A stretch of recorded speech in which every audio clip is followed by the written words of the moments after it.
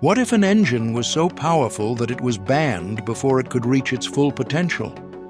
Ford has a history of engineering brilliance, but sometimes that brilliance goes too far, crossing the lines of competition rules, government regulations, or even common sense. What happens when an engine is too fast for the racetrack, too extreme for the streets, or too controversial to survive? From game-changing ones to scandal-ridden experiments, here are 5 insane Ford engines that were so wild they got banned. 5. The Ford Boss 429. Kicking off our list is the Ford Boss 429. In the late 1960s, the automotive world was in the midst of heavy rivalry, and Ford was determined to come out on top.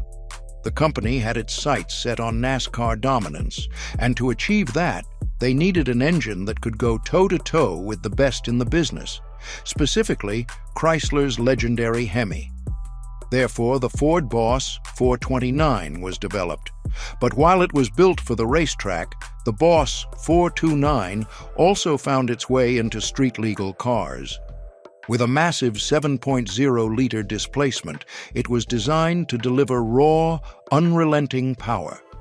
Its hemispherical combustion chambers, a feature borrowed from Chrysler's Hemi, allowed for better airflow and more efficient combustion, while its race-bred valve train ensured it could rev high and hard. In its street-legal form, Ford officially rated the Boss 429 at 375 horsepower. But here's the twist. That number was almost certainly a conservative estimate. Many experts believe the engine was actually producing closer to 500 horsepower, a figure that was practically unheard of in a production car at the time. So, why would Ford underrate such a powerful engine? The answer lies in the politics of the era. Insurance companies were already wary of high-performance vehicles, and advertising an engine with 500 horsepower would have made the Boss 429 a target for sky-high premiums. By downplaying its power, Ford could market the engine to enthusiasts without drawing too much attention from regulators or insurers. But those in the know understood the Boss 429's true potential, and it quickly became a legend among muscle car fans.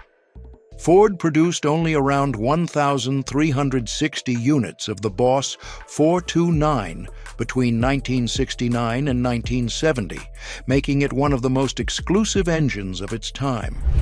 It was primarily installed in the Mustang, but fitting such a massive engine into the relatively small engine bay required significant modifications. The shock towers had to be widened, and the front suspension was reworked to accommodate the engine's size. These changes gave the Boss 429 Mustang a unique look and feel, but they also added to the car's mystique. Despite its impressive specs, the Boss 429 wasn't without its flaws.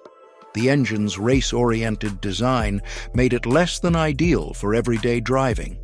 Its low-end torque was lacking, and it didn't really come alive until you pushed it to higher RPMs. This made it a beast on the track, but a bit of a handful on the street. Additionally, the modifications required to fit the engine into the Mustang compromised the car's handling, making it less agile than its smaller-engined counterparts. So, why was the Boss 429 effectively banned? The answer lies in the changing landscape of the automotive industry in the early 1970s. Stricter emissions regulations began to take hold, and high-performance engines like the Boss 429 were increasingly seen as environmentally unfriendly. At the same time, insurance companies began cracking down on muscle cars, making them prohibitively expensive to own and operate. Faced with these challenges, Ford had no choice but to detune the Boss 429 to meet the new standards, stripping it of the raw power that made it so special.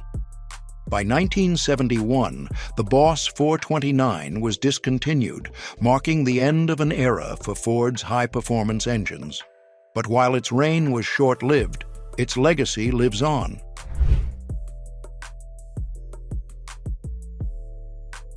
4. The Ford SOHC 427 Cammer.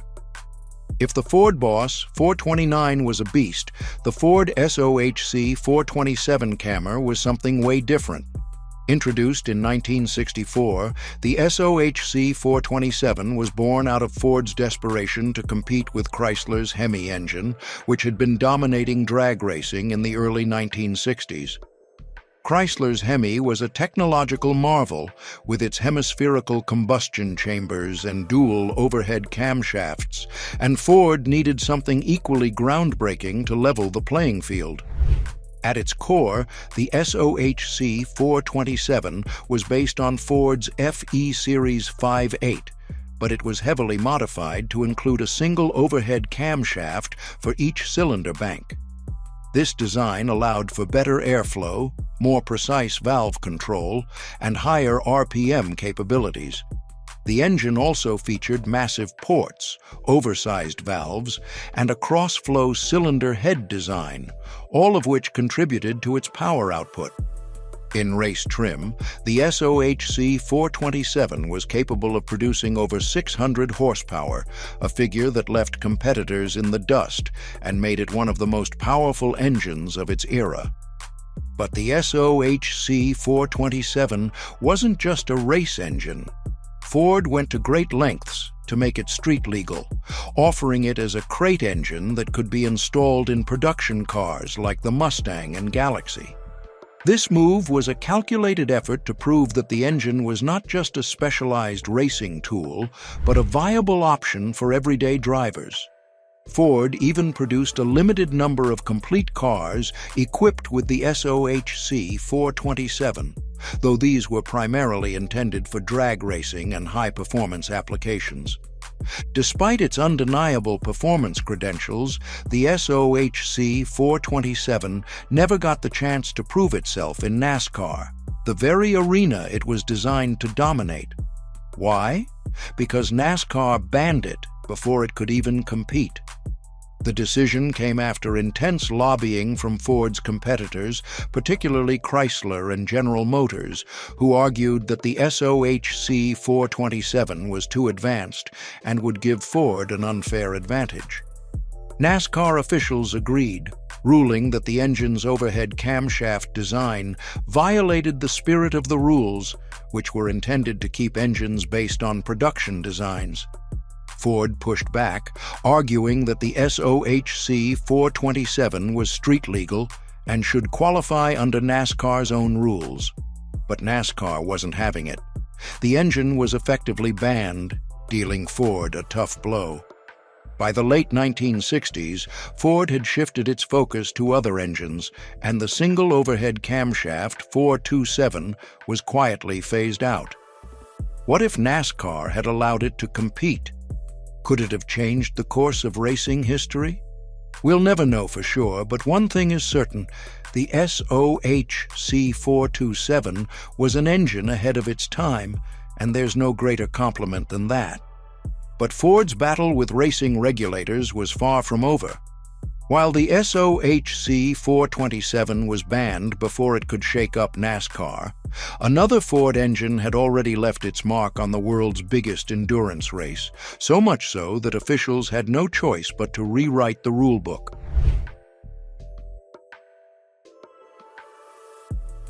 3. The Ford GT40's 7.0-liter V8. Yes, the engine that rewrote the rulebook was none other than the Ford GT40's 7.0-liter V8.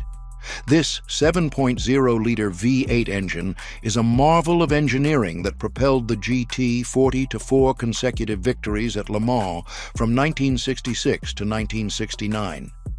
But the very engine that made the GT40 unbeatable also led to its downfall. After Ford's dominance, the rules were changed to effectively ban the 7.0-liter engine from future competitions. Why? Because the GT40 was simply too fast, too powerful, and too good.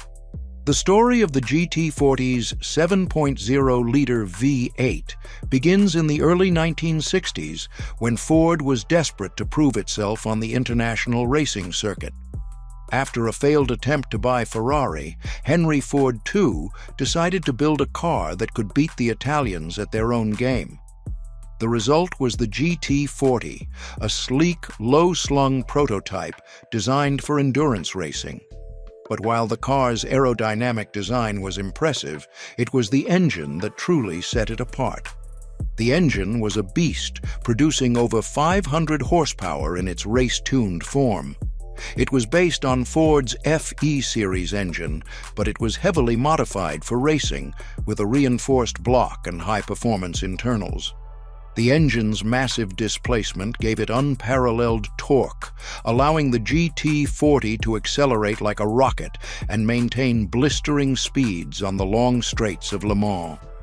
Combined with the car's lightweight construction and aerodynamic design, the 7.0-liter V8 made the GT40 nearly unbeatable. And unbeatable it was. In 1966, the GT40 secured a historic 1-2-3 finish at Le Mans, marking the first time an American car had won the prestigious race. Ford repeated this feat in 1967, 1968, and 1969, cementing the GT40's place in racing history. But while Ford celebrated its victories, the rest of the racing world was growing uneasy. The GT40's dominance was so complete that it threatened to make Le Mans predictable and less exciting. Something had to be done. In 1968, the governing body of motorsport, the FIA, introduced new regulations aimed at curbing the GT40's dominance. The rules limited engine displacement to 5.0 liters for prototypes and 3.0 liters for production-based cars, effectively banning the 7.0-liter V8 from future competitions. Ford tried to adapt by developing smaller, more efficient engines, but the magic of the 7.0-liter V8 was impossible to replicate. By 1970, the GT40 was retired from competition, marking the end of an era for Ford's racing dominance. But while the GT40's 7.0-liter V8 was forced into retirement due to its overwhelming success, not all Ford engines met their end for being too powerful. Some faced a much different fate.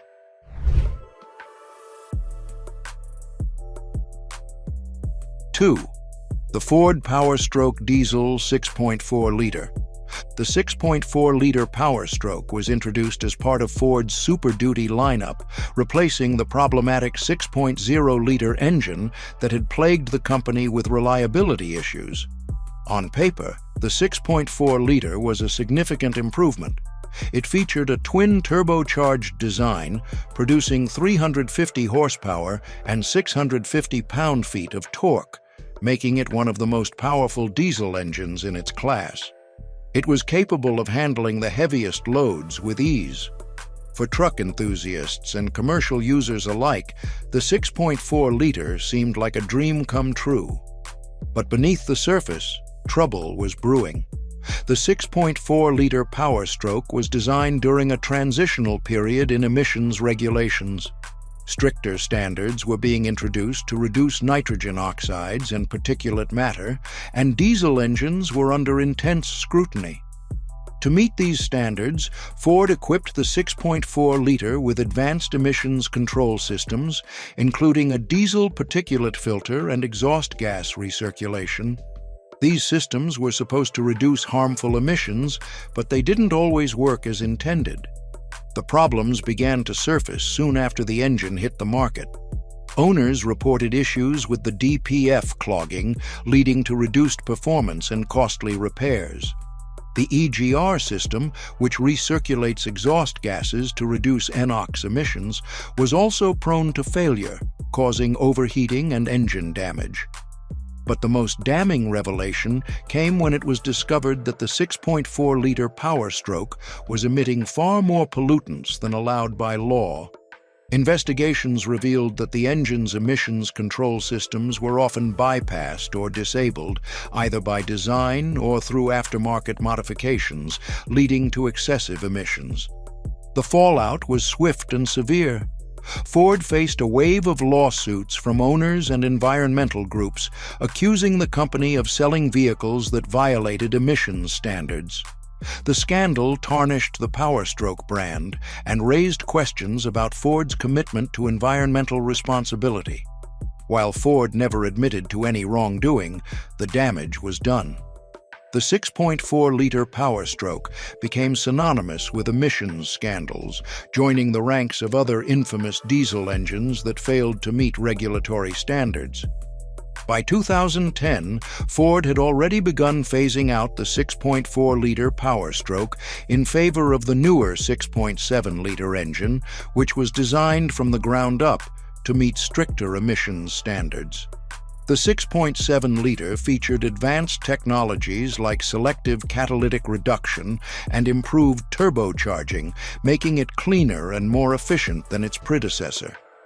The 6.4-liter was quietly discontinued, marking the end of a troubled chapter in Ford's diesel history. Did you know the 6.4-liter PowerStroke was the first light truck engine to come factory-equipped with dual turbochargers? Ford introduced a compound variable geometry turbo system, where a smaller high-pressure turbo spooled quickly to reduce lag, while a larger low-pressure turbo provided sustained power at higher RPMs. However, just as emissions regulations spelled trouble for the 6.4-liter PowerStroke, they also played a key role in shaping the fate of another ambitious Ford engine.